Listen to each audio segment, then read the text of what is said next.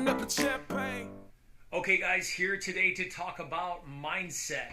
Man, I woke up today, really the last week, and I've been really thinking a lot about mindset. I haven't done mindset in a while, and coming back to the why, I think is an important part of the sales process to push you through those difficult times when you're not getting the results, when you're just starting out and you feel uncomfortable. And mindset's really the most important part of the process.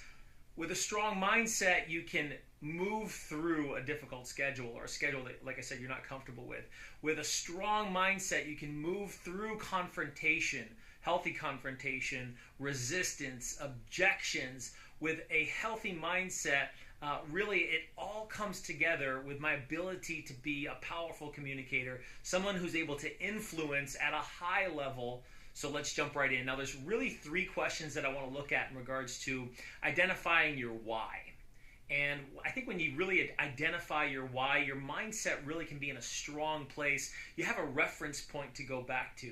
You have clarity in regards to your identity. So three questions a coach once upon a time gave to me. So the first question is, who am I?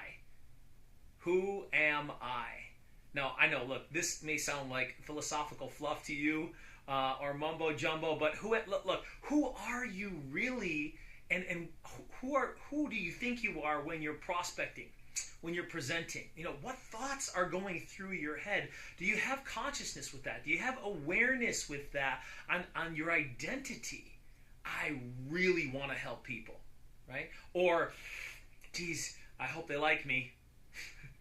Your ability to be intentional about your mindset is very, very important on recognizing your identity and who am I. Now, I really encourage you to write this down, rough draft it, kick it around a little bit. There'll be revisions on who you are professionally and personally, because look, who you think you are personally is going to come into the picture on who you believe yourself to be professionally. And if there's inconsistencies in that, man, how do you think that might affect your ability to set appointments when it gets uncomfortable, when people are not really accepting what you're saying? How do you think that might affect your presentations when there's some apprehension, some fear, insecurity, or doubt in the mind of the prospect because they have a bad taste in their mouth with prior salespeople? Or, look, they're ignorant to the process. I say that respectfully, right? They don't know, they're still uncomfortable or unsure about how this whole process actually goes down. So, who am I? Second question, what do I really want? What do I really want? Now, look, hey, the nice car, the nice house, I get it, right? There's a certain level of financial comfort that we all decided we were looking for when we got into the real estate game, and the potential of that, of the things that it could bring. But look, what does that really mean? What does that income really provide for you? How will you feel when you achieve that?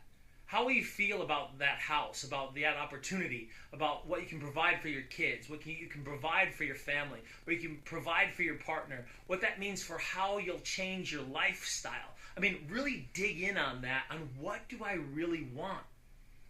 What do I really want to think? What do I really want to feel? Who do I really want to be? Dig in on that, because 100 grand, $1 million, whatever the number, the house, the car, really, I mean, what does that root to? Or what will that provide for you in regards to feeling and thinking? So dig in on that too. Okay, third question I have is, what am I willing to give so that I may receive? What am I willing to give so that I may receive? Now, look, this question, someone pitched it to me before. What am I willing to sacrifice? And another coach came along and said, well, let's shift that a little bit, right? Instead of what am I willing to sacrifice, because, man, who likes to sacrifice? Just the word alone, it sounds painful, right? You're giving something you may not really want to give. But if you were to come from a position of wholeheartedly wanting to give, wanting to serve, that the law of reciprocation, right? You get out what you put in, right? You get back what you give out, right? The law of the universe, the law of attraction, like whatever you want to call it. What are you willing to give so that you may receive? Now, look, there's going to be some elements there in regards to giving my time, right? Giving my service when there are elements of sacrifice. So let's get real with that.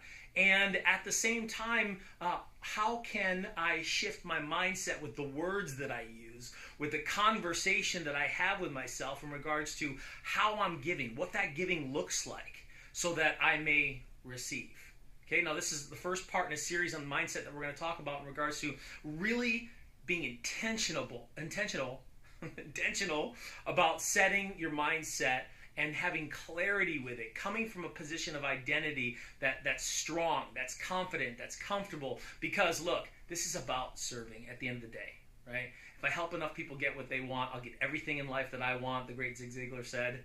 And so instead of selling, shifting to serving, right? How can I really serve and come from that position and start from there? So look, appreciate your time. We'll be back with the second series. Go out there and have a great day. Open up the champagne, pop.